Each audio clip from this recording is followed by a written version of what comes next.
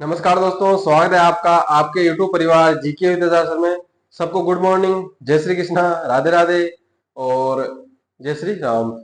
और हम बात कर रहे थे मेवाड़ के इतिहास की। मेवाड़ के इतिहास में जो है हमने सांगा जो है हमने पढ़ लिया था। सांगा से आगे जो है हमको क्या पढ़ना था? उदय सिंह। बड़वीर तक पढ़ लिया था, विक्रमादित्य भी पढ़ लिया था, लेकिन सांगा के जो भी पुत्र थे हमने पढ़ लिए थे। तो सबसे पहले हमने कल क्या पढ़ा था उसका रिविजन करेंगे, पिछली क्लास वाला। तो सबसे पहले जो है हमने सांगा की उपाधियां पढ़ी थी। कौन कौन सी थी? तो सबसे पहले थी हिंदूपत, और उसके बाद में कौन सी थी? सैनिकों का भग्नावशेष। क्यों? क्योंकि उसके शरीर पे जो है सांगा के, राणा सांगा के शरीर पे जो है 80 घाव थे, इसी कारण से। उसके बाद में हमने बात की कि जो सांगा है उसके बारे में जो है बाबर जो है अपने बाबरनामा के अंदर लिखवाता है कि उसके दरबार के अंदर, सांगा के दरबार के अंदर 7 राजा थे, 9 राव थे और 104 क्या थे? सरदार थे। उसके बाद हमने पढ़ा कि जो खानवा का युद्ध था उसके बाद में सांगा का क्या हुआ? तुमने पढ़ा कि जो है मेदिनी राय पर आक्रमण करता है बाबर, तो उसको बचाने के लिए जाता है कौन? सांगा। तो बीच में जो है उसको उसका पहले इलाज होता है और उसके बाद में उसको जहर दे दिया जाता है। तो सबसे पहले इलाज कहाँ होता है?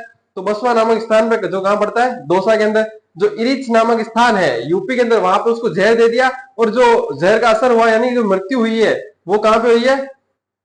अपना जो यूपी, सॉरी एमपी के अंदर, ठीक है, कालपी नामक स्थान पे एमपी के अंदर हुई है। और जो उनकी छतरी बनी हुई है सांगा की, वो है मांडलगढ़ भीलवाड़ा के अंदर। उसके बाद मैंने पढ़े कि जो सांगा था उसके पुत्र, महाराणा सांगा था उसके पुत्र पढ़े। तो सबसे पुत्रों में सबसे पहले हमने पढ़ा कौन है? भोजराज।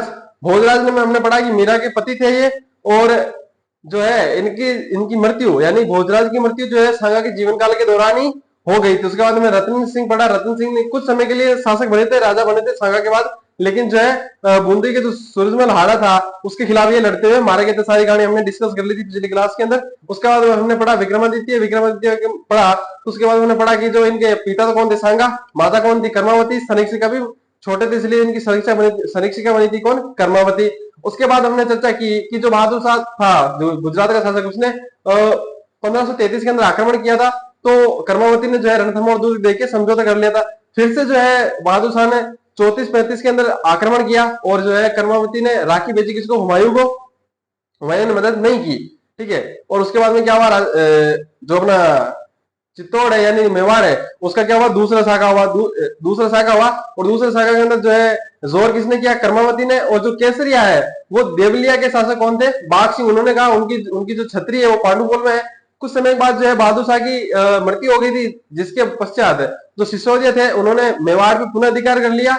और वहां पे क्या है, इस जो शाखा हुआ था चित्तौड़ का दूसरा शाखा, इसकी जानकारी कहां से मिलती है? तो इसकी जानकारी मिलती है हम लोग 1535 का पूर्व यानी भीलवाड़ा के अंदर है, वहां का ताम्र पत्र से हमको ये जानकारी मिलती है। उसके बाद हमने बात की कि इसके बाद में जो बड़वीर को प्रशासक नियुक्त किया गया इसके बाद में, क्योंकि अपने विक्रमादित्य फिर से छोटा था तो वही हो सकता है कोई और राजा आक्रमण करता। तो विक्रमादित्य ने क्या, कौन था, सॉरी बड़वीर कौन था? तो बड़वीर जो है उड़ना राजकुमार पृथ्वीराज था, उसके दासी पुत्र था। उसके बाद हमने बात की कि उसने विक्रमादित्य की हत्या कर दी। कब? 36 के अंदर, 1536 के अंदर हत्या की। और उदय सिंह को भी मारना चाहता था, लेकिन जब पन्नाधाई ने अपने पुत्र चंदन की बलि दी और उदय सिंह की रक्षा की। इससे आगे हमको पढ़ना था। हेडिंग डालो उदय सिंह।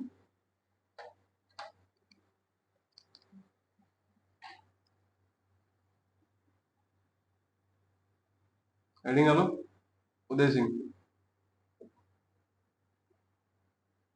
शासनकाल 1536 से लेकर 1572। अब बोलोगे 36 क्यों? बड़वीर भी तो था।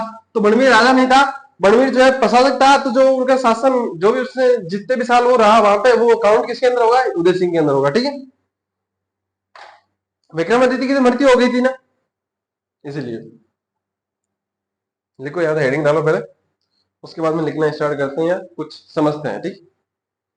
कहानी समझते हैं पूरी। तो मैंने बात की थी कि जो उदय सिंह है उसकी रक्षा किसने की थी? सॉरी अपने पन्नाधाय ने। तो पन्नाधाय जो है यहां से कहां पहुंची, कहां उसने शरण ली, ये सब चर्चा हम करेंगे। तो मैं कहता हूं जगह पड़ती है एक कुंभलगढ़। कौन सी जगह? कुंभलगढ़। कुंभलगढ़ में उस समय कौन शासन कर रहा था, कार्यभार कौन संभाल रहा था? तो वो था आशा देवपुरा। कौन था? आशा देवपुरा। जो पन्ना दाई है, कौन? पन्नाधाय प्लस उदय सिंह।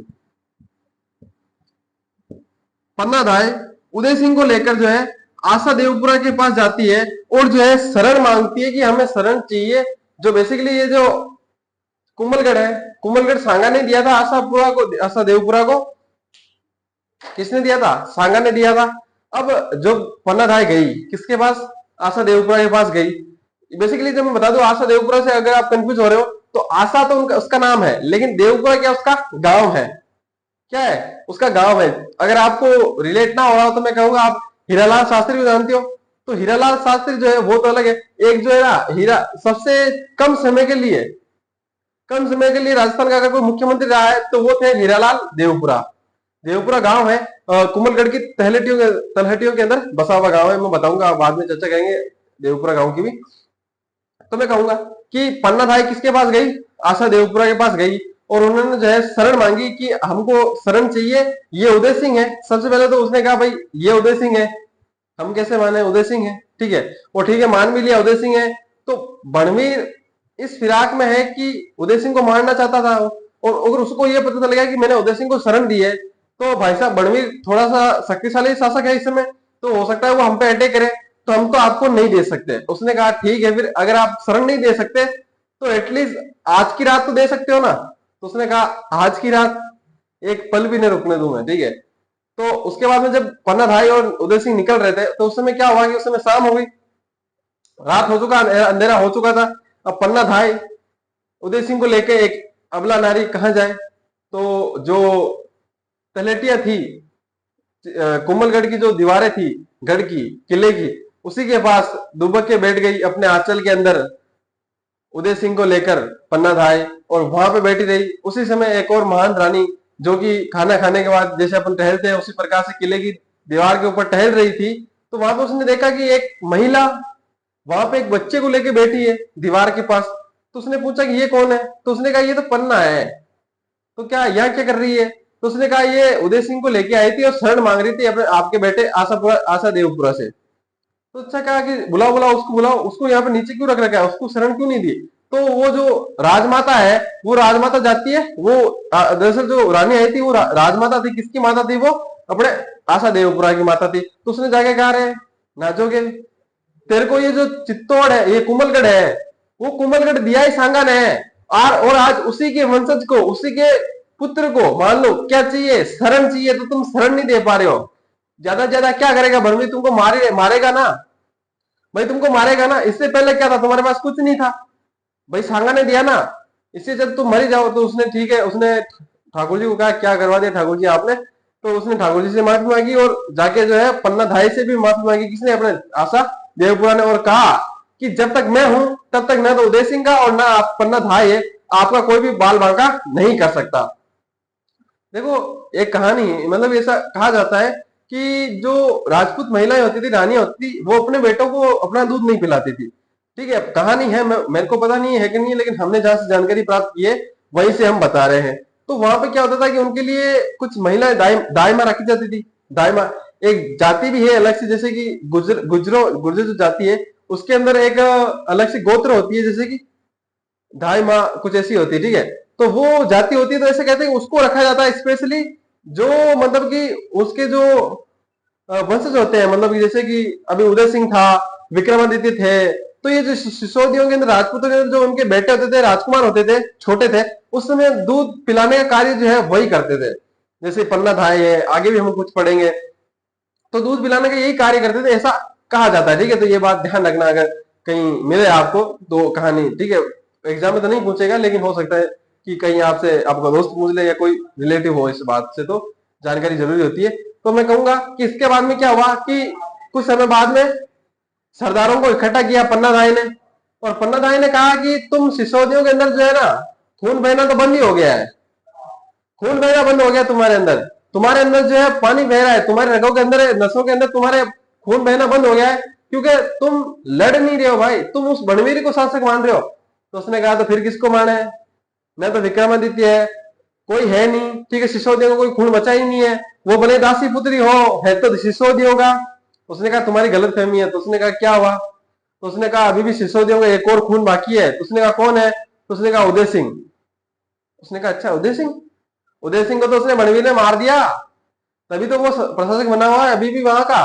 तो उसने कहा वो मरा नहीं है, ये देखो ये अपने पास उदय सिंह है। तो उसने कहा अच्छा। तो उसने कहा कहां से आया? तो उसने कहा कि मैंने अपने पुत्र की बलि दी और इस उदय से जो राणा उदय सिंह है उनकी जान बचाई। तो उसने कहा अच्छा, एक माँ और अपने बच्चे की बलि दे दे और वहां के राणा को बचाए, ऐसा हो थोड़ी सकता है। मैं कहता हूं कि वो उसमें क्या बीता होगा पन्ना धाय पे, कि उसने अपने बेटे की बलि दी और एक आंसू भी नहीं गिराया। ठीक है, एक आंसू गिराती, हो सकता है कि रोती, तो बड़वीर को पता चल जाता, लेकिन उसने एक आंसू भी नहीं गिराया, अपने बच्चे की उसने बलि दी। और उससे पूछ रहे थे कि ये उदय सिंह है, हम कैसे माने, हो सकता नहीं चंदन हो, और आप इसको as A Uday Singh represent कर रहे हो। लेकिन मैं कहता हूं देखो, अगर ये चीज, ये बात बोलने के बाद आपके दिमाग में भी आ रही होगी कि हाँ हो तो सकता है, ये बात तो जेन्युइन की है, लेकिन मैं कहूंगा कि जेन्युइन तो थी। अब मैं, अगर मैं मान लू कि मैं पहली बार सुनता तो मैंने भी यही सोचा होगा, लेकिन जब जानकारी मिली तो उन्होंने कहा, पन्ना धाय ने कहा अच्छा मैं जानती हूं कि ये उदय सिंह है, ठीक है, और आप मानते हो कि ये चंदन है। लेकिन मैंने आपको बात बताई कि विक्रमादित्य और उदय सिंह को जो है नाने ने भेज दिया था, ठीक है। तो उन्होंने कहा कि बूंदी वालों को बुलाओ, तो बूंदी वाले सरदारों को बुलाया वहां पे। तो बूंदी वाले तो जानते ना भाई, ननियाल में रहा है, साल 1.5 साल में कितना चेहरा बदल गया होगा। तो उन्होंने कहा कि ठीक है आ जाओ, बूंदी वालों को बुलाया। बूंदी वालों ने पहचान लिया भाई हाँ यही उदय सिंह है, ठीक है। तो सरदारों ने कहा ठीक है आप आक्रमण कीजिए बनवीर पे, हम आपके साथ हैं। तो ये बनवीर पे आक्रमण करते हैं और जो है मालवी का युद्ध होता है, जिसके अंदर जो है उदय सिंह है उसकी सहायता कौन करता है, मारवाड़ वाला अपना मालदेव, राव गंगा था उसका पुत्र था मालदेव, वो सहायता करता है। और इसके अंदर जो है उदय सिंह की जीत हो जाती है, बनवीर हार जाता है। और इसके बाद जो है उदय सिंह अपने मालदेव को जो है खुश होके, मतलब जीत गए, ठीक है, शासक बन गया उदय सिंह। तो उसके बाद जो है बसंत राय नामक एक हाथी गिफ्ट में देता है। उसके बाद में लिखते हैं अपन, उसके आगे की चर्चा आगे करेंगे। यहां तक लिखते हैं, समझ में आ गया होगा? तो वीडियो को लाइक करें और चैनल को सब्सक्राइब करें, और अगर आपने वीडियो को देखने के लिए स्टार्ट किया है तो अंत तक जरूर देखें, ठीक है।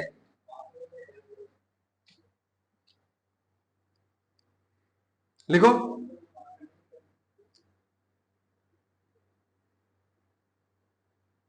पन्ना धाय तथा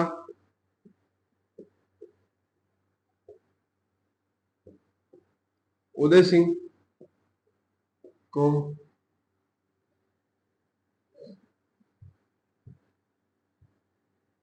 कुंभलगढ़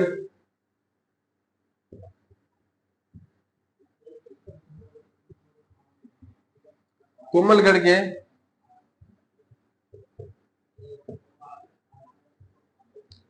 आशादेवपुरा आशादेवपुरा ने शरण दी। इसके आगे लिखना, इसके आगे तो वो युद्ध ही है बस, और क्या है लिखना है। अपना कौन सा युद्ध हुआ था, मेवली का युद्ध, मेवाली का युद्ध,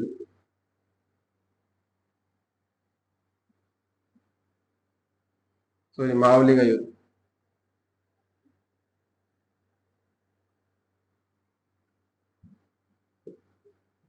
कब हुआ? 1540 ईस्वी में। इसलिए जो राज्याभिषेक लिखा जाता है कि राज्याभिषेक कब हुआ था अपने उदय सिंह का, 1540 में, क्योंकि युद्ध तभी जीता, जब युद्ध जीतेंगे, शासन बाहर आएगा हाथ में, तभी तो राज्याभिषेक होगा। इसीलिए जो आपको कंफ्यूजन होता है 1536 का शासनकाल स्टार्ट कैसे होता है, तो जो युद्ध है वो 1540 के अंदर जीता था, इसलिए राज्याभिषेक भी कब हुआ, 1540 में। लेकिन बड़वीर को राजा नहीं बनाया था, जब प्रशासक बनाया था, ठीक है, इसीलिए 36 से काउंट होता है। लिखना किस किस के मध्य हुआ, एक तो उदय सिंह,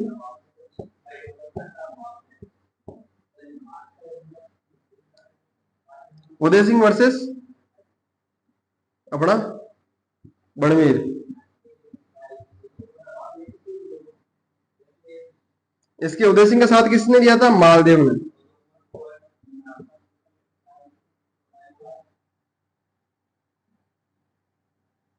और इसके अंदर जीत कौन गया था, उदय सिंह, ठीक है। नीचे लिखना, उदय सिंह ने इस जीत के बाद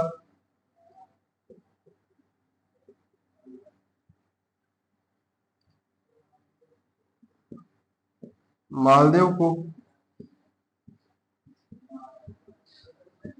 बसंत राय नामक हाथी भेंट किया। देखो यहां तक।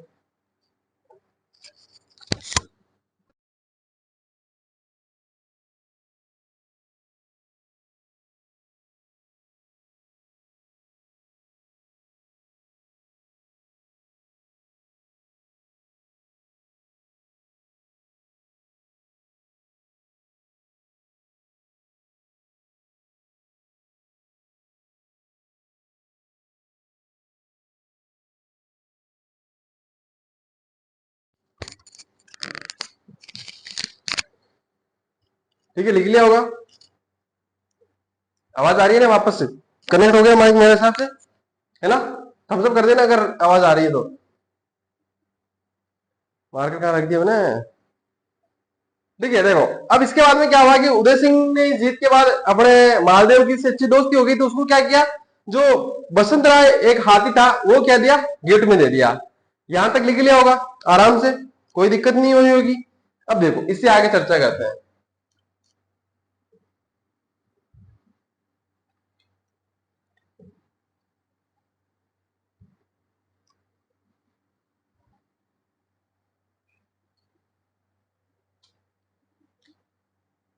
ठीक है, इससे आगे मैं बात करूं, देखो अब जो मालदेव था ना, मालदेव की थोड़ी सी कहानी अटपटी होती है। ठीक है, अपने मालदेव एकदम मजेदार आदमी था, मजेदार किरदार था, इसको पढ़ने में थोड़ा मजा भी आता है इसकी, क्योंकि ज्यादा ज्यादा कहानी अपन को मिलती है। तो मैं बात करूं मालदेव।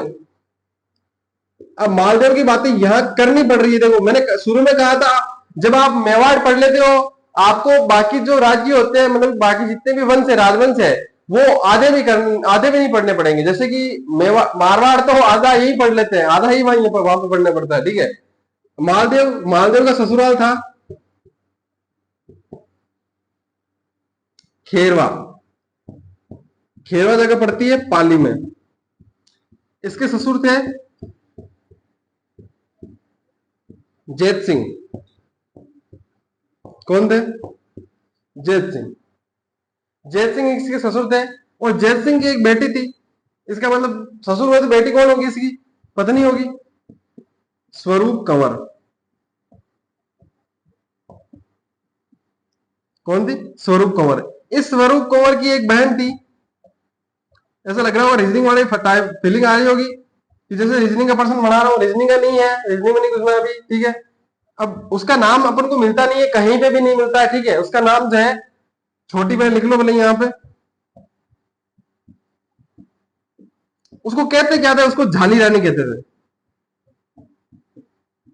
क्यों कहते थे? क्योंकि जैत सिंह झाला थे। पढ़ रखा है हमने। ठीक है, झाला। जैसे कि अपने की भाटियों की जो बेटियां थी उनको क्या बोलते थे? भटियाणी। ठीक है, उसी प्रकार को इनको क्या बोलेंगे? अपने झाली रानी। जैसे अपने हाड़ा थे, बूंदी वाले हाड़ा, तो उनको क्या बोलते थे? हाड़ी रानी। इसी प्रकार से यहाँ पे क्या आएगा? झाली रानी है। यहाँ पे वो मंदिर भी बने हुए, अभी चर्चा करेंगे। अब देखो ये जो अपने डायग्राम बनाया है, आप सोचोगे क्यों बनाया, तो मैं कहूंगा जो अपना मालदेव है उसके ससुराल कहाँ था? खेरवा पाली में। और वहां का शासक कौन था? अपना जैत सिंह झाला।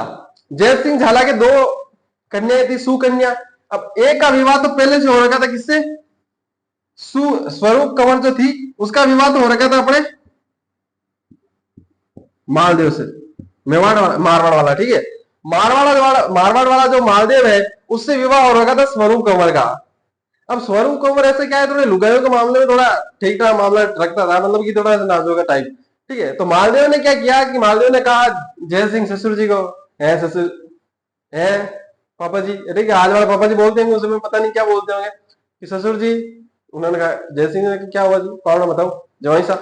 तो उन्होंने कहा कि कहाँ चोरी के लिए कहाँ भी ढूंढोगे, राजकुमार ढूंढोगे, क्या स्वयंवर करने पड़ेंगे, पन्ना दोनों अपने ही, दोनों बहनें एक जगह राजी रहेगी। तो आपने देखा होगा कि क्या होता है कि अगर अपने मान लो दो बहन है, दो भाइयों का रिश्ता एक साथ आ जाए, या फिर अपने दो भाई है, मान लो आप दो भाई हो, दो बहनों का रिश्ता एक साथ आ जाए, तो आपके घर वाले कभी नहीं करते, क्योंकि आप अपने ऐसा मानते हैं कि दो बहनें अगर मान लो एक साथ पनती है एक ही घर में, ठीक है, तो वो क्या होता है कि कई बार पता नहीं ऊंट किस करवट बदले बेटे, ठीक है, तो हो सकता है कल को बहने बोलने से जावे। तो यहाँ तो भाई साहब अलग से छोड़ो, ये तो दोनों बहनों को एक ही आदमी से सौतन तो सौतन होती है।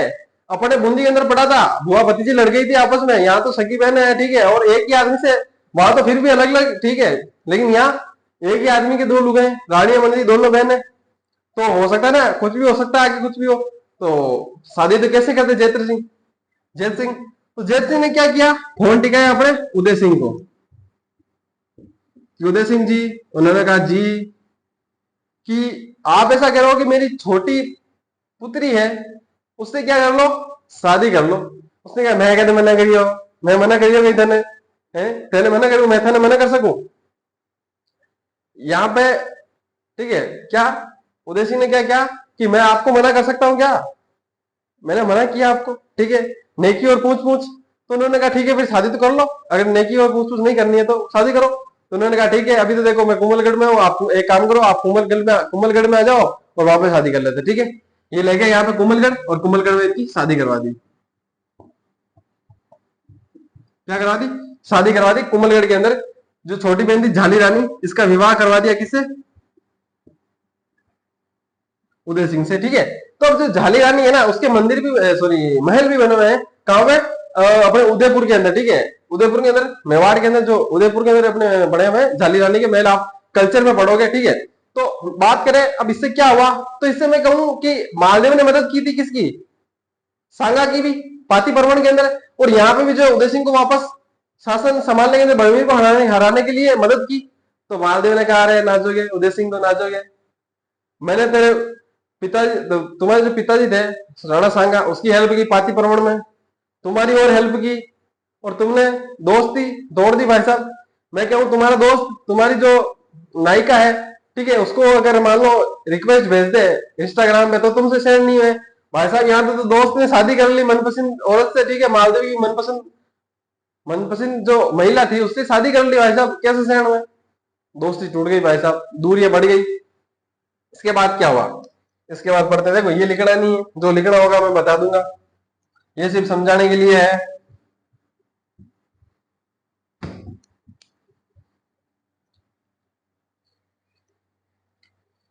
आगे क्या होता है, तो आगे जो मालदेव है, अब सुनना, अब मालदेव कौन है, मालदेव,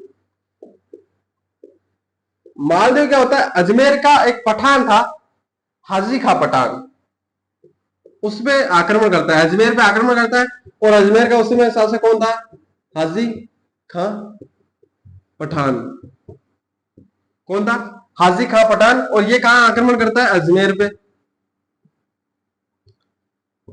अब भाई साहब उदय सिंह और दोनों अलग अलग हो चुके थे, दोनों की राड चल रही थी, मालदेव और उदय सिंह के, ठीक है, दोनों दोस्त अलग हो चुके थे, ठीक है। तो उसके बाद में क्या हुआ, हाजी खां पे आक्रमण किया। अब मैं देखो उस समय क्या है कि जो मेवाड़ है, हालत अच्छी नहीं चल रही थी, और दिल्ली के बाद अगर कोई बड़ी रियासत थी उस समय, तो वो थी अपने मारवाड़। तो मारवाड़ को कैसे हरा सके, हाजी खां पठान, ठीक है। तो उदय सिंह ने कहा हाजी जी पठान साहब, कभी भी जरूरत पड़े तो बता देना, कि जरूरत जरूरत तो पड़ी है, आक्रमण किया उसने, क्या ठीक है आता हूं मैं। तो उदय सिंह ने किसकी सहायता की, पठान साहब की। और यहाँ पे जो है इन दोनों अगर मिल गए, तो इन्होंने जो है अपने मालदेव को पीछे हटने में क्या कर दिया, मजबूर कर दिया। अब भाई साहब पीछे हटने में मजबूर कर दिया, हाजी का पठान राजी हो गया। अपने जो उदय सिंह था उसको पार्टी बुलाया रात को, ठीक है, महफिल महफिल जमाई एकदम, पेग वेग लगा के रात के 8 बजे बाद में उदय सिंह को, जो हाजी का पठान था, उसने कहा कि भाई साहब क्या युद्ध लड़ा आपने, नहीं हो क्या भाले फेंके, मतलब क्या तीर चलाए, मजा आ गया, क्या तलवारबाजी की क्या। अब उदय सिंह खुश हो गया, ठीक है। उदय सिंह को फिर कहा कि अपने हाजी का पठान ने कहा कि कभी भी जरूरत पड़े ना आधी रात को ही बता देना, मतलब आपने इतना बड़ा एहसान किया है तो उतारने का मौका देना कभी ना कभी। तो उदय सिंह ने कहा एहसान की क्या बात है, आप तो दोस्त हो, नहीं हो, ठीक है, दोस्तों में चलता रहता है ना, आप मेरी मदद करो, मैं आपकी मदद करो। एहसान की क्या बात है, एहसान तो मान लो कभी भी उतारने की जरूरत आएगी तो बता दूंगा आपको, और एहसान की कोई वैसे बात नहीं है। थोड़ी देर बाद में क्या हुआ, चकना खत्म हो गया। नहीं, हंसने वाली बात नहीं है, चकना खत्म हो गया थोड़ी देर बाद में। तो क्या हुआ कि हाजी खान की यही पार्टी थी, जीते तो ही थे। तो आवाज लगाई कि वो काजू लाना रहे। काजू लेके आई मैं एक महिला, नाम था उसका रंगराय। क्या था, रंगराय। भाई साहब उदय सिंह ने देखते ही कहा कि हाजी जी, उसने कहा क्या कि एहसान चुकाने का मौका आ गया। उसने, एहसान चुकाने का मौका आ गया कि हाँ, जो काजू लाई है ना, समझ लो एहसान चुकाने का मौका आ गया आपके पास। उसने कहा अरे नाजुक है, पागल पागल हो गया क्या, लुगाई है मेरी, ये कोई देने की चीज है क्या, मोटरसाइकिल थोड़ी है, बुलेट बुलेट थोड़ी है जो मैं तेरे को दे दूं। उसने कहा देखो हाजी जी, ऐसा आपने बोला था चुकाने का मौका हो, आधी रात को बता देना, मैंने बता दिया, ठीक है। तो इस चीज वजह से क्या हुआ, रंगराय की वजह से दोनों के बीच में विवाद हो गया। भाई साहब लुगाई को कैसे दे देवे, ठीक है, खाने की चीज थोड़ी से दे दे। दोनों के बीच में क्या हुआ, टकरार हुआ। टकरार होने के बाद क्या हुआ, युद्ध हुआ। कौन सा, हरमड़ा का युद्ध, वो पढ़ेंगे, ठीक है, वो अपने काम की चीज है। अब ये कहानी नहीं बताता मैं आपको, डायरेक्ट हरमड़ा का युद्ध बताता और वहां पे कारण लिखवा देता कि कारण रंगराय महिला के कारण। बस ठीक है, इतना लगा था मैं आपको, तो क्या समझ में आता। तो कहानी थोड़ी सी समझ भी रहे तो कोई दिक्कत नहीं है। भले यूट्यूब पे पढ़ रहे हैं लेकिन फीलिंग आनी चीजें से ऐप में पढ़ रहे हैं, ठीक है। लिखो, हरमाड़ा का युद्ध कब हुआ, 1557 में। किस किस के मध्य हुआ, हाजी खां पठान और अपना उदय सिंह। उदय सिंह को रंगराय चाहिए थी। उदय सिंह, अब क्या हुआ कि उदय सिंह ने आक्रमण किया। तो क्या हुआ कि इधर मालदेव, मालदेव को किसी ने कहा कि वो तो दोनों दोस्त दोस्त लड़ पड़े। उसने कहा अच्छा, दोस्त दोस्त लड़ पड़े। तो उसने कहा कि चलो मौके का फायदा उठाते हैं। इस बार मालदेव ने कहा कि हाजी जी, पठान साहब, जरूरत पड़े तो बता देना। पठान साहब ने कहा कि जरूरत तो पड़ गई, आ जाओ फिर। मालदेव ने तो ऐसे पूछा, उसको तो आना ही था, ठीक है, उसको पता था कि मदद तो करनी पड़ेगी अपन को, ठीक है, बस पूछ लेते था कि आ जाए। पठान साहब को पूछा और पठान सिंह ने कहा आ जाओ, तो महादेव आ गया भाई साहब यहाँ पे मदद करने के लिए। मैं तो कहता हूँ कि पिछले वाले में भी ये हाजी का पठान का नाम लिखा हुआ है, पिछले वाले में लड़ाई महादेव और अपने ये उदय सिंह था, और इसके अंदर भी हाजी का पठान का तो कोई रोल नहीं है मेरे हिसाब से, अपने इसमें भी महादेव और अपना उदय सिंह लड़ा होगा। तो यहाँ पे क्या हुआ, इसके अंदर जो है इस बार है हार हो जाती है अपने उदय सिंह जी। यहाँ पे भाई साहब जीत जाते हैं। कौन, दोनों। इसके अंदर कारण लिख लेना, ठीक है, कारण लिखा देता हूं मैं। कारण अभी देखो, अब सीधा ऐसे कारण लिखाता तो क्या समझ में आता है क्या, नहीं आता ना, लेकिन पूरी कहानी समझाई तभी समझ में आया। लिखना, रंगराय महिला के कारण। चलो एक और चीज और समझा देता हूं साथ में। क्या चीज, अब देखो, अब यहाँ पे तो 1557 के अंदर युद्ध होता है, हार जाता है अपना उदय सिंह। और 1559 के अंदर, 1559 के अंदर, ठीक है, 1559 के अंदर क्या होता है कि अमर सिंह पैदा होता है। अब आप सोचो कि अमर सिंह, महाराणा प्रताप तो बताया नहीं, अरे महाराणा प्रताप तो 40 में पैदा हो गया था, ठीक है। तो महाराणा प्रताप अगर यहाँ पढ़ने बैठे तो महाराणा प्रताप में क्या पढ़ेंगे, ठीक है। तो जब अमर सिंह हुआ तो क्या हो रहा था कि जश्न मना रहे सब। उदय सिंह ने कहा आप जश्न मनाओ, मैं जाके आता हूँ, थोड़ा सा घूम फिर के आता हूँ बाहर, करके आता हूँ अपने, क्या बोलते हैं उसको, वो करके आता हूँ, मॉर्निंग वॉक करके आता हूँ, शिकार खेलने जाता हूँ। भाई साहब शिकार खेलने गए, वहां पे जो, वहां पे अभी वर्तमान उदयपुर बसा हुआ है, वहां पे भाई साहब को उदयपुर वाली जो लोकेशन थी ना, उससे थोड़ी सी पहले, उदयपुर से थोड़ी पहले उसको क्या लोकेशन पसंद आई। जैसे पसंद आई, उसने सोचा क्या यार वहां पे ऊंचा पहाड़ के ऊपर मजा नहीं आता, ठीक है, हेटे बनाएंगे आराम से, तगड़े रहेंगे। अब वहां पे जो है उन्होंने कार्य करवाने का, उदयपुर बसाने का निर्णय लिया। अब वहां पे एक ऋषि आया, उन्होंने कहा कि आपका जो आयड है ना, आयड, ठीक है, हाँ, आयड, वहां वहां बसाने की कोशिश की थी, आयड को राजधानी बनाने की कोशिश की थी उदय सिंह ने। तो आयड वहां पे उदयपुर बसाने की कोशिश कर रहा था, तो उसने कहा, ऋषि ने कहा कि यहाँ के पे आपका वास्तु ठीक नहीं है। भाई राजधानी तो अल्लट अल्लट ने भी बनाई थी ना, क्या हुआ? परमारों ने धो दिया था तुमको, ठीक है, हटा ही दिया था तुमको, खत्म कर दिया था। तो उसने कहा कि इसमें फायदा नहीं है, फायदा आपका इसी में है, क्या करो आप कि इसे थोड़ी आगे बढ़ा लो। तो उसने कहा कि ठीक है आगे बढ़ा लेते। थोड़ा सा आगे जाके उदयपुर पड़ता है, उदयपुर के अंदर उदयपुर बिसाया और उसी के साथ मोती महल बनवाया और वहां पे एक झील बनवाई, उदय सागर झील, ठीक है, ये भी लिख लो। 1559 में उदयपुर बसाया तथा मोती महल व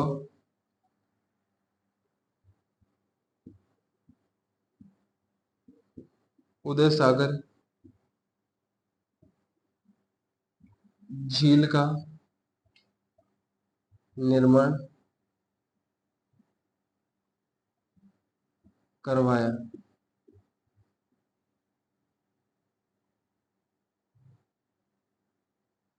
लिख लो यहां तक, इसके आगे पढ़ते हैं, जल्दी लिखो।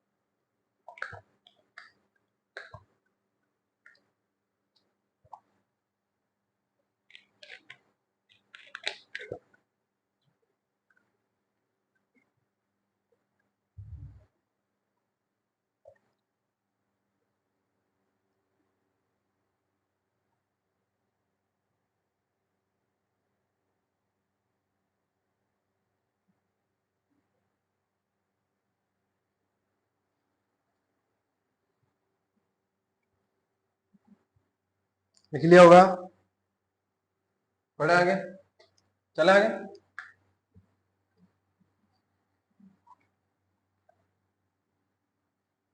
अच्छा कल किसकी सीटी का एग्जाम है, कौन कौन देने जा रहा है? तो सीटी की आंसर की है ना, वो हम डिस्कस कर लेंगे कल।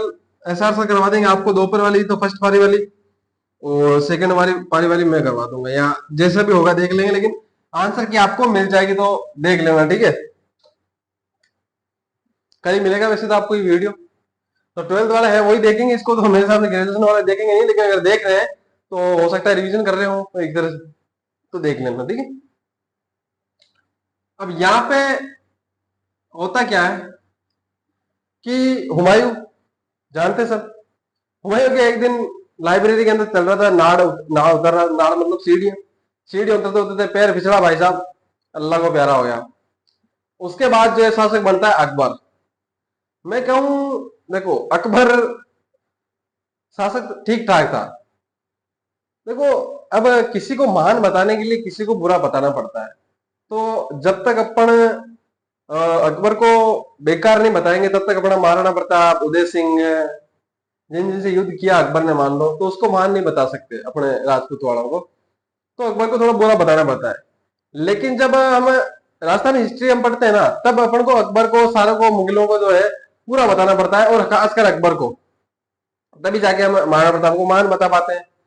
अब जैसे कि कोई अगर गांधी नेहरू को, जैसे अभी कांग्रेस को बुरा नहीं बताया, तो मोदी अच्छा कैसे होगा, या राहुल की अगर बेइज्जती ना हो तो बीजेपी आगे कैसे बढ़ेगी, उसी प्रकार से मैं कहूंगा कि लेकिन अगर हम मान लो कि उस पॉइंट ऑफ व्यू से पढ़ते हैं, कैसे कि अगर इंडियन हिस्ट्री अगर पढ़ेंगे ना, तो अकबर आपका राजा होगा, मतलब अकबर आपका फेवरेट शासक होगा उसके अंदर, इंडियन हिस्ट्री के अंदर, मैं बता दूं आपको।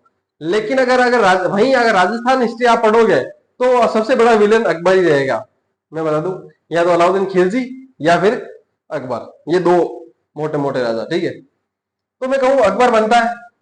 अकबर ने क्या कुछ गलतियां कर दी थी, जैसे कि देखो अकबर मुगलों के अंदर सबसे बढ़िया शासक, ये मैं कह सकता हूँ कि मुगलों के अंदर सबसे बढ़िया शासक था। जैसे अपन मैं कहूँ कि जैसे कि अभी पाकिस्तान है, पाकिस्तान क्रिकेट टीम में से ले लो, ठीक है, रिलेटेड क्रिकेट से उदाहरण देता हूं मैं। तो पाकिस्तान क्रिकेट टीम है, तो वो क्या है कि उसमें खिलाड़ी अपने बाबर आजम, अब बाबर आजम को क्या है कि कंपेयर करते रहते हैं विराट से, सचिन से, रोहित से। ठीक, रोहित से तो करते भी नहीं है क्योंकि लेवल भी तो होना चाहिए। तो कोहली से, सचिन से भी करते रहते हैं। सचिन भाई साहब कहाँ क्रिकेट के गॉड, उससे करने लगते हैं।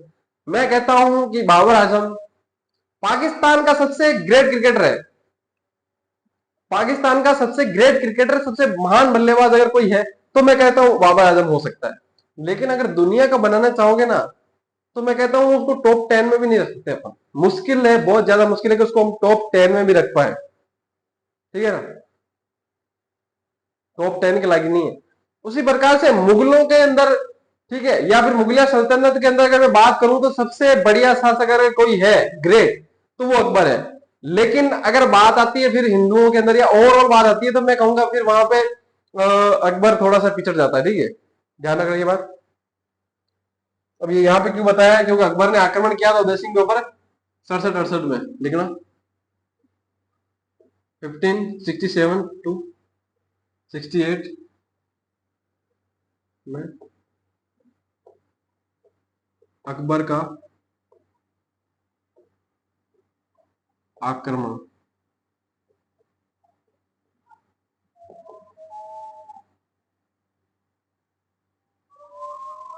किसका आक्रमण? अकबर का आक्रमण कब हुआ? तो मैं कहूंगा 1567 से लेके 1568। ठीक है, 1516 से लेके 1516 से 8 तक। तो यहाँ पे क्या हुआ, जब अकबर ने आक्रमण किया 67 में, अगर डेरा डाला होगा तो युद्ध होते होते या साका हुआ था, तब आगे बात करेंगे हम इस साके की। ठीक है, तो वहां तक 68 हो गए होंगे। ठीक है, साल भर लग गया, 6 महीने लग गए होंगे। तो मैं कहूंगा कि देखो, जब अकबर ने आक्रमण किया तो सारे सरदार इकट्ठा हुए, उदय सिंह के पास गए और कहा कि उदय सिंह जी बैग पैक करो। उसने कहा बैग पैक करो? उन्होंने कहा ठीक है बैग पैक करो, आप तो बस सवाल जवाब मत करो कि क्यों, कि देखो चित्तौड़ छोड़ के चले जाओ। उसने कहा क्यों, कि देखो अगर आप यहां रहे और मान लो या तो हम जीत भी तो सकते हैं लेकिन हार भी तो सकते हैं। भाई सिक्के के दो पहलू होते हैं, दोनों को मद्देनजर रखते हुए अगर हम चलेंगे ना तो ठीक रहेगा। हो सकता है ना हार भी जाए। तो उन्होंने कहा हाँ हो सकता है ना हार जाए। तो उन्होंने कहा कि जब पहले हारे थे रतन सिंह के टाइम, रावल रतन सिंह, राणा रतन सिंह नहीं, रावल रतन सिंह के समय जब हारे थे, तब क्या हुआ था, हमीर को सालों लग गए थे। कितना टाइम लगा था हमीर को वापस शासक बनने में। ठीक है, और जब अभी बनवीर को बनाना पड़ा नाजोगे को, तब आपने कितना संघर्ष करना पड़ा। था तो सिसोदिया, फिर भी इतना संघर्ष करना पड़ा अपन को। तो कहीं ना कहीं अगर आप हार गए इसके अंदर, युद्ध के अंदर, ठीक है, फिर अगर कोई राजा नहीं बचा, आप हो और आपके जो परिवार है, अगर आपका परिवार नहीं बचा था, कोई सिसोदिया नहीं बचा, तो फिर राजा किसको बनाएंगे? जनता को। जनता तो किसी को भी राजा मान लेगी।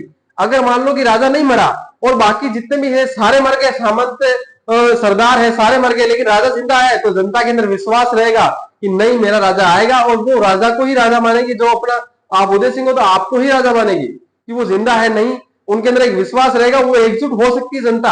आप वापस से सेना एकत्रित कर सकते हो, लेकिन अगर राजा मर गया तो जो जनता है वो बढ़ जाएगी, और क्या होगा कि जो भी आएगा उसको एक्सेप्ट कर लेगी। मैं क्या मुचाराम महादेव को ऐसे एक्सेप्ट कर लिया था क्या? खीसर खां को ऐसे एक्सेप्ट कर लिया, लेकिन था नहीं ना कोई, कौन था? और उसके अलावा जनता के पास क्या, मतलब कि रास्ता क्या था? तो उनको स्वीकार करना पड़ा, तो स्वीकार किया उन्होंने। तो उन्होंने कहा कि आप बैग पक करो, चलो ठीक है। उदय सिंह ने कहा बात तो सही है, ठीक है, 4 जने नहीं लड़ेंगे तो क्या होगा, और 4 जने लड़ जाएंगे तो क्या होगा। तो इन्होंने जो है चित्तौड़ को छोड़ा। तो लिखना उदय सिंह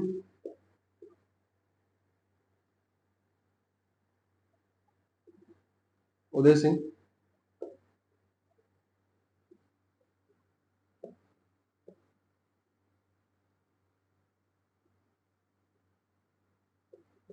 मेवाड़ छोड़कर गिरवा की पहाड़ियों में चले गए। अब चले गए तो पीछे भी कोई होना चाहिए।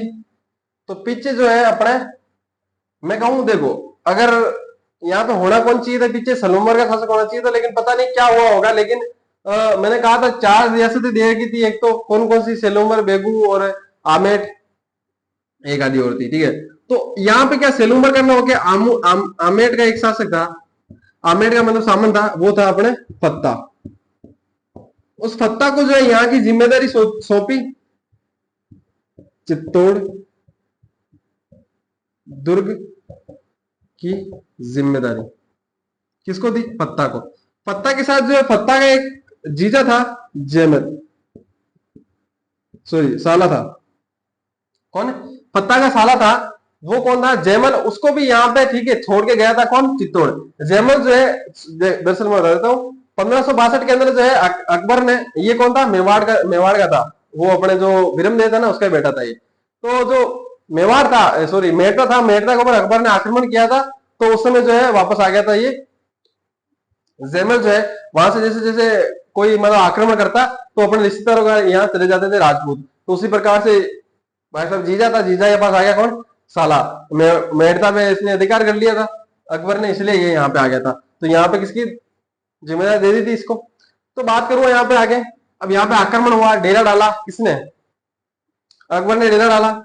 उदय सिंह, उसको पता चला कि तोपें उसने खड़ी की, किसने, अकबर ने तोपें खड़ी की वहां पे, और कहा कि लगाओ निशाना, एक दिन में 10 फुट तोड़ेंगे, 4 दिन में 41 फुट टूट जाएगी, सेना अंदर घुस जाएगी। अब आप सोचोगे एक दिन में 10 फुट, मैं क्या हूँ भाई साहब, दिन में एक ही घोड़ा जाके लगता था। एक तो इतनी ऊंची, इतना ऊंचा, कितना ऊंचा था चित्तौड़गढ़, उसके बाद इतना ज्यादा सुरक्षित, वो दीवारें इतनी ज्यादा मजबूत, मैं कहूँ उसके ऊपर जाके एक ही आधा घोड़ा लगता था, उससे ही थोड़ी वो दीवार टूटती थी। तो अकबर ने कहा रोज थोड़ी थोड़ी तोड़ेंगे, 10-10 फुट रोज तोड़ेंगे, तो 41 फुट हो जाएगी, ठीक है। तो उसके बाद सेना घुस जाएगी आराम से। सेना, उनके अकबर की सेना ने कहा ठीक है। पहले दिन लगाई तोपें, तोड़ी थोड़ी सी, डोरी तोड़ी, भी थोड़ी सी टूटी, शाम हुई, भाई साहब सो गए सब। सुबह उठे, अकबर को कहा कि चले, कहा कि वापस दिल्ली, और कहा चले, दिल्ली कैसे, क्यों, अरे वो दीवार तोड़ो। दीवार तो कौन सी तोड़े, निशाना कहाँ लगाए, का निशाना कौन से, कहाँ तो कहाँ क्या लगाए, कल तोड़ी थी थोड़ी सी, वहां पे लगाओ। उन्होंने कहा थोड़ी सी क्या तोड़ी भाई साहब, कहीं पे सारी सारी दीवार है जी है, पाची बटक बटाई, कोई टूटी हुई नहीं है कहीं से भी। उन्होंने कहा ऐसा कैसे हो सकता है, उन्होंने कहा ऐसा ही है, कल तोड़ी थी वो दिख ही नहीं रही है, वापस दूरबीन से देखा, अकबर ने देखा यार सच में नहीं दिख रही है यार। उसने कहा कोई बात नहीं, आज फिर तोड़ो, कल फिर 10 फुट तोड़ेंगे, फिर 10 फुट तोड़ेंगे, फिर 10 फुट तोड़ेंगे। उन्होंने फिर घोड़े फेंके, फिर जाके लगे, एक आधे लगा होगा, फिर थोड़ी सी टूटी, फिर सो गए, फिर उठे, फिर देखा उसके अंदर की, फिर वापस की दीवार बनी हुई, चुनी हुई। भाई साहब अकबर का माथा खराब। फिर अकबर को कहीं से पता चला कि उदय सिंह तो है ही नहीं यहाँ पे, उदय सिंह तो किले के अंदर है ही नहीं, वो तो चला गया यहाँ से। तो उसने कहा फिर कौन है, उसने कहा जयमल और फत्ता है। तो उसने कहा जयमल कौन सा, वो मेहरता वाला। उसने कहा हाँ। उसने कहा फिर तोपे बंद करो तुम, क्यों, एक तुम पत्र लेके आओ, अपने चिट्ठी लेके आओ, लेटर लेके आओ, लव लेटर नहीं, ठीक है, लेटर लेके आओ आप। तो उसने कहा लेटर ले आया, लेटर में लिखा कि लेटर भेजो उसको कि तुमको जो तुम्हारा मेहनत है ना वो वापस दे देंगे, तुम क्या है यहाँ पे, ठीक है, आधी रोटी में दाल ले रहे हो यहाँ पे। जयमल को पता लगा कि आधी रोटी में दाल क्यों ले रहे हो, ठीक है, तुम्हारा ना तो गढ़ है, और ना तुम इसके लिए अभी देश के लिए भी काम आ जाओगे यहाँ पे, इससे अच्छा तुम तुम्हारे मेहता लोन राज करो एकदम तगड़े तरीके से। लेटर भेजा, जयमल वापस जवाब देता है कि कूचिया इन चित्रकूटरी दीनी मोहे दीवान, है गढ़ मारोन मैं हूं धनी, है गढ़ मारोन हूं मैं धनी, चाहे फिर फिरे असुर गिवान। उसने कहा कि कूचिया इन चित्रकूटरी, ये जो चित्तौड़गढ़ है इसकी कूचियां, इसकी चाबियां, दीनी माने मोहे दीवान, जो यहाँ के दीवान है, मैंने कहा था कि वो मेवाड़ वाले दीवान मानते थे अपने आप को, राजा एकनाथ जी को मानते थे।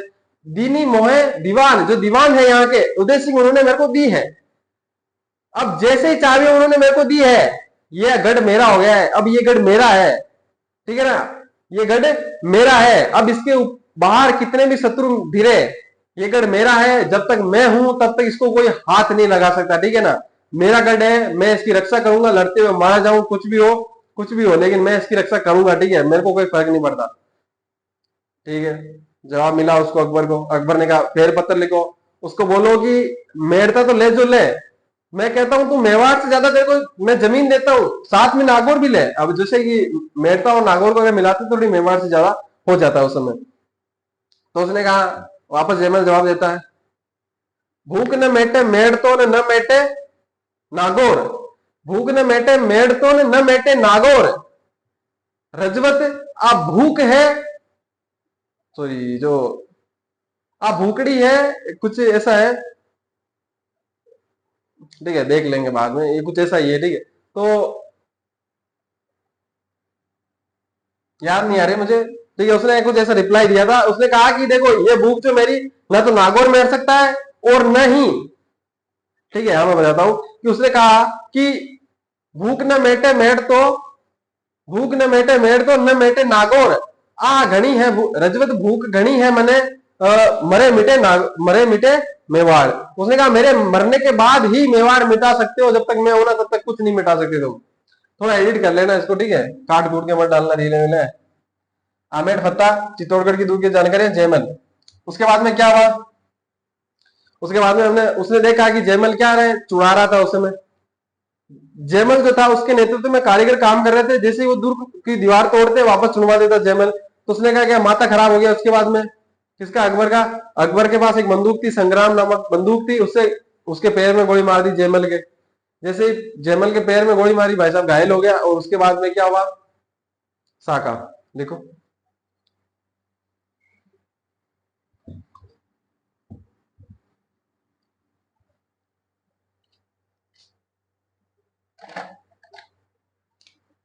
चित्तौड़ का तीसरा साका होगा। चित्तौड़ का नहीं, इससे पहले देखो वो वाली जानकारी की किस किस को जिम्मेदारी थी, ठीक है।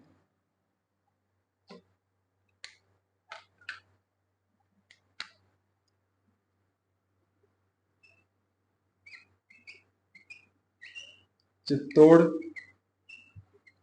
दुर्ग की जिम्मेदारी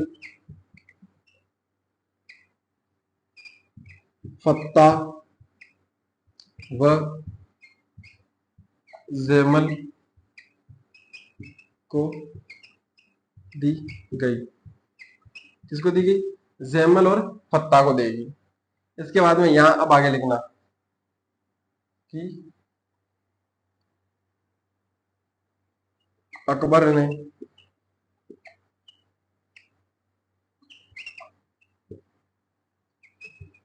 अपनी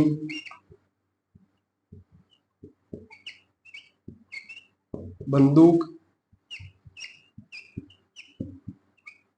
संग्राम से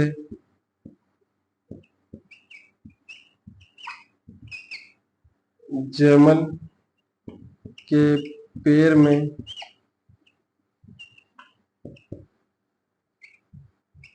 गोली मार दी। ये दिख तो रहा ना आपको, एक बार चेक कर लें, दिख रहा है क्या, गोली मार दी। गोली मारने के बाद क्या हुआ, राजस्थान का सॉरी चित्तौड़ का तीसरा सागा लिखना।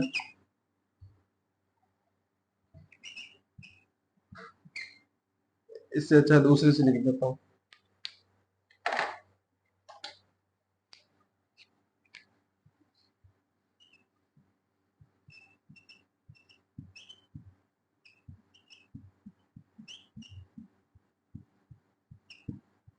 कब हुआ, 1568 में। साके की दो टर्म्स होती है, मैंने बता रखा है, एक तो क्या जोहर, दूसरा केसरिया। जोहर केसरिया।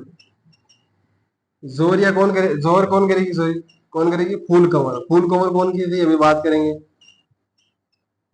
फूल कंवर पत्ता की पत्नी थी, ठीक है, अपने जयमल की बहन। केसरिया कौन करेगा, जयमल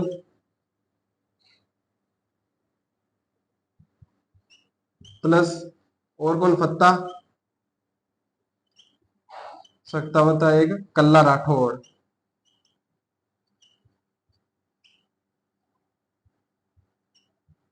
कौन, कल्ला राठौड़। अब देखो आक्रमण किया केसरिया होता था, जोर के अंदर क्या होता है, जोर तो सब जानते हैं, लेकिन केसरिया कुछ लोगों को कभी भी नहीं पता होगा। तो मैं कहता हूं कि केसरिया बेसिकली मैं कहता हूं कि युद्ध से पहले जो है हाथों से उसको, जो जिसको केसरिया करवाया जाता था ना, उसको खुद नहीं दिया जाता, उसको अमल पिलाया जाता था। मतलब जैसे कि आप मान लो कि मैं केसरिया कर रहा हूं, तो मान लो कोई मेरा एक आदमी रहेगा, वो अपने हाथ से जो है, बडेरे होते थे वो केसरिया के तौर पे जो है अपने ही हाथ से क्या पिलाते थे, वो अमल पिलाते थे घोल के। तो वहां पे सोचो कि गलत है, गलत नहीं है। देखो जब आपने फौजियों के देखा होगा कि कोई फिल्मों में कि गोली लग जाती है तो वो बोलता है कि दो घूंट विस्की के ले लो आराम मिल जाएगा। उसी प्रकार की अब अंगुली कट जाए और कहते हैं मम्मी ऐसे थोड़ी कर सकते हैं युद्ध के अंदर की अंगुली कट गई। अब उनको दर्द का एहसास नहीं हो, इसलिए नशा करवाया जाता था कि भाई नशे के अंदर लड़े। वरना भाई साहब आप सुनते हो कि युद्ध के अंदर ये लड़ गए, कट गए, मर गए, ऐसा थोड़ी हो सकता है। दर्द भी तो होता है भाई, मर्द हुआ तो क्या हुआ, दर्द सबको होता है। तो उसी प्रकार से कि दर्द तो होता होगा ना, लेकिन वहां पे नशा करवा दे तो वो दर्द सहन कर जाते हैं वो। तो यहाँ पे इसलिए केसरिया करवाया जाता है यहाँ पे। अब जयमल सब आगे से तो केसरिया कर रहे थे, जयमल एक कोने में बैठा बैठा रो रहा था, जयमल रो रहा था। तो इधर से जयमल रो रहा था, तो अब ये कल्ला राठौड़ कौन था, अभी बात करूंगा, मैं बता देता हूँ। अब जयमल रो रहा था कोने में बैठा बैठा, तभी कल्ला आया भाई साहब। कल्ला ने क्या हुआ क्या हुआ, काका कहीं है, काका कहीं हो। तो उसने कहा हुआ तो क्या, 1562 वाली हार हुई थी, उसका बदला लेने का मौका था, पैर में गोली लग गई है और मैं लड़ नहीं सकता। उसने कहा लगी तो पैर में है ना, हाथों में थोड़ी लगी है। जिगर, वो सनी देओल वाला डायलॉग है, ठीक है। वो ये से खिलौने बाजार में बहुत मिलते हैं, लेकिन इसी को चलाने के लिए जिगर चाहिए होता है। तो वही वाली जिगर होना चाहिए भाई साहब लड़ने के लिए। उसने कहा जिगर तो फुल है, लेकिन चलूं कैसे। उसने कहा भाई साहब हाथ तो है ना। उसने कहा हाथ है, दिख रहा है। उसने कहा हाँ दिख भी रहा है। तो कहा फिर पकड़ो तलवार हाथ में और आप यहाँ बैठो मेरे कंधों के ऊपर, मैं चलूंगा, अपन दोनों साथ लड़ेंगे भाई साहब। कल्ला राठौड़ के ऊपर बैठा अपने कौन, जयमल। वही किया जो जयमल, जयमल को कहा गया, जयमल उड़ गया। अब देखो अब हुआ क्या कि जैसे ही चित्तौड़गढ़ के दुर्ग खुले ना, भाई लड़ने के लिए जब सेना गई दुर्ग खुले ना, सबसे आगे भाई जयमल ही, उसके कंधे में बैठा, हाथ के अंदर दो तलवार है, एक इधर तलवार एक इधर तलवार है। कल्ला के हाथों में दो तलवार, एक इधर तलवार है। भाई साहब मुगलों ने देखा कि दुर्ग खुलते ही भाई साहब ऐसे कौन आ रहा है कि एक आदमी है ऐसा लड़ने आ रहा है जिसके दो तो मुंडियां हैं और चार हाथ है, ठीक है, और आ रहा है भाई साहब। और जो मुगल है उन्होंने अपनी कहानी सुन भी रखी थी कि 10 हाथों वाली माता, 84 माता है, वो वाली बातें सुन रखी थी। उन्होंने कहा आ गया भाई साहब, आज तो मौत है। आधे एक तो भीत कूद के भागे, आधे बच्चे कुछ भाई साहब। देखो एक तो क्या है कि एक तो एक हाथ से लड़े, ज्यादा से ज्यादा कोई दो हाथ से लड़ ले, दो हाथ से तलवार चला ले, लेकिन एक साथ चार हाथों से तलवार भाई साहब करने कौन आए, कौन मरने की इच्छा प्रदान करे, ठीक है। उसी प्रकार से वीरता से लड़े, सब जानते हैं कि वीरता की सारी कहानियां, इतनी ज्यादा वीरता से लड़े भाई साहब कि जो राजपूत सेना थी वो सिर्फ 8,000 थी। कितनी, 8,000, 8,000 राजपूत सैनिक इतने ज्यादा वीरता से लड़े कि इन 8,000 सैनिकों ने 48,000 मुगल सैनिकों को काट दिया। ये इधर थे 8,000 राजपूत सैनिक और यहाँ पे कितने थे, 48,000 मुगल सैनिक थे, उनको काट दिया। सोचो भाई साहब अनुपात के हिसाब से देखें ना तो सबसे बड़ा युद्ध यही था यहाँ पे कि 8,000 सैनिक 48,000 सैनिकों को काट रहे हैं। सोचो उस समय क्या रेशियो होगा। थोड़े बहुत मैं तो कहूंगी 2-2,500 एक और रहते ना, तब तक तो अकबर को सल्टा देते उसी समय, तो अपन पढ़ते ही नहीं अकबर भी आगे। इतनी वीरता से लड़े, ठीक है, यहाँ तक लिख लो। इसके बाद में हम पढ़ेंगे कि इनके बारे में विशेषता पढ़ेंगे, जैसे जयमल, पत्ता और कल्ला राठौड़ और जो फूल गवाई उसके बारे में स्पेशल कुछ भी लिखेंगे, ठीक है। तो यहाँ तक लिखो सबसे पहले,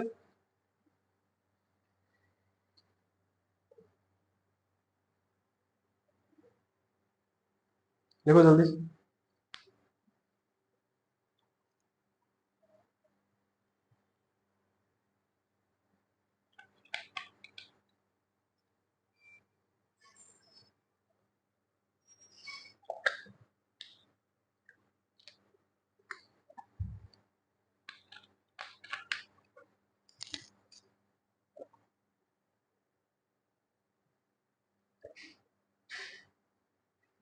लिख लिया होगा। अब देखो मैंने कहा कि 8,000 ने 48,000 को मार दिया। अब जब युद्ध खत्म हुआ, अकबर जीत गया, इसके अंदर सीधी सी बात है, चलो लिखने की जरूरत नहीं है, जीता कि नहीं जीता सबको पता है, अकबर इसके अंदर जीत गया।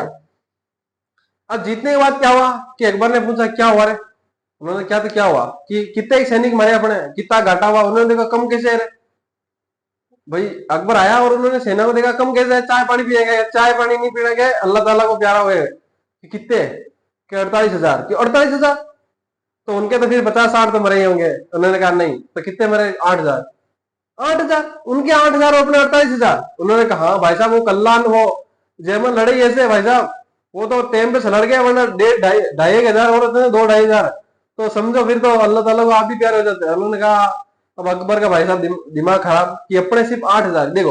और मेरे हिसाब से देखा जाए तो इसके अंदर हार जो है ना अकबर की हुई थी, परिस्थिति के अनुसार देखे तो अकबर की हार हुई थी। क्यों, देखो अकबर का मेन कारण क्या, देखो जो मेन तो उसको पूरा मेवाड़ नहीं जीत पाया, सिर्फ चित्तौड़ दुर्ग जीता है उसने, सिर्फ चित्तौड़ दुर्ग जीता है, ना कि मेवाड़ जीता है, पूरा पूरा मेवाड़ नहीं जीता, सिर्फ चित्तौड़ दुर्ग जीता है। उसके बाद जो वहां का राणा था कौन, उदय सिंह, उसको गिरफ्तार कर पाया गया नहीं, उसको मार पाया गया नहीं, उसको मान लो कि पकड़ पाया नहीं, पकड़ पाया, उसको नहीं ढूंढ पाया, कुछ भी नहीं कर पाया।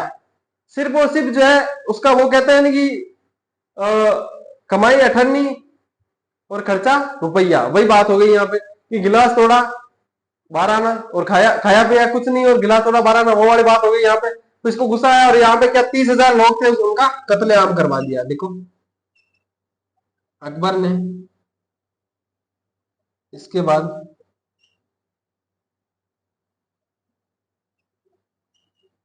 चित्तौड़ में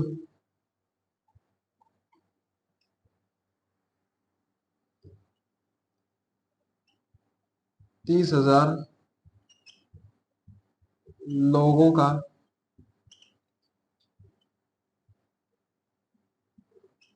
कत्लेआम करवा दिया। और यहाँ पे सिक्के चलवाए थे इरवी के, देखो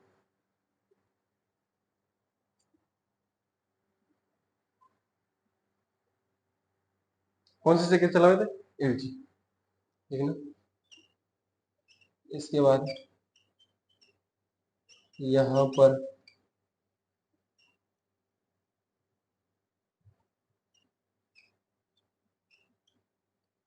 एलची,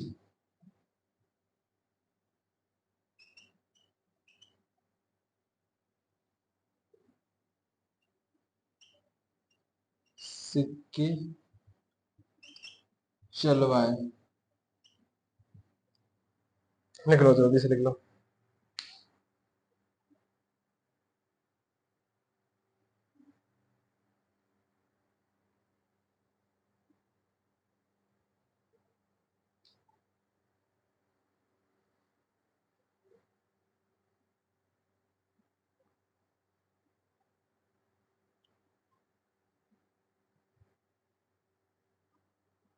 लिख लो जल्दी से लिखो।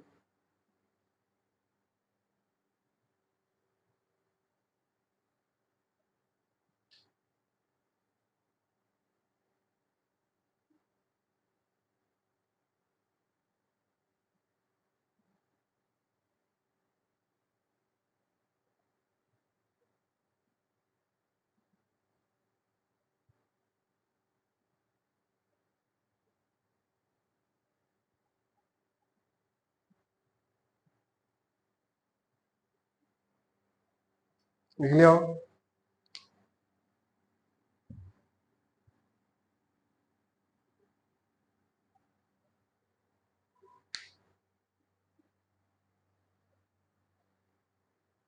ठीक है, तो इसके बाद में कौन बचा हुआ है, जैसे कि इसमें कुछ स्पेशल कैरेक्टर है, व्यक्तित्व है, कौन कौन है, जैसे कि पत्ता है, जैमल है, कल्ला है, और जो फूल कवर है, इसके बारे में हम स्पेशली चर्चा करेंगे कि इनके बारे में कौन कौन थे, कहाँ के क्या थे, कौन लोग थे, ठीक है। इसके बारे में स्पेशल चर्चा करेंगे, वो करेंगे हम अगली क्लास के अंदर, ठीक है। अभी टाइम हो गया 1 घंटा हो गया है, शाम को रात को थोड़ी लेट क्लास हो रही है, इसलिए 10-15 मिनट जो ऊपर होते हैं, सवा घंटे क्लास होती है, उसको हम 1 घंटे तक ही कंटिन्यू करेंगे। तो यहाँ तक उम्मीद करता हूँ सबको समझ में आया होगा। अगर समझ में नहीं आया है तो कमेंट कर देना, अगली क्लास में समझा दूंगा। रिवीजन करता हूँ मैं हर रोज, वैसे स्पेशली करने की जरूरत नहीं है, लेकिन मैं फिर भी करवा दूंगा, थोड़ा एक्स्ट्रा टाइम दे दूंगा। अगर समझ में नहीं आया हो तो समझा दूंगा वापस से, रिवीजन करवाते टाइम थोड़ा ज्यादा ध्यान देंगे। वैसे तो 100% देते हैं हम वैसे तो, लेकिन मैं कहूंगा कि कमेंट कर दिया करो, जो भी आपको प्रॉब्लम हो उसके जवाब हम जरूर देते हैं, ठीक है। जो बाकी बच्चे करते हैं उनको पता है कि हम जवाब देते हैं या नहीं देते।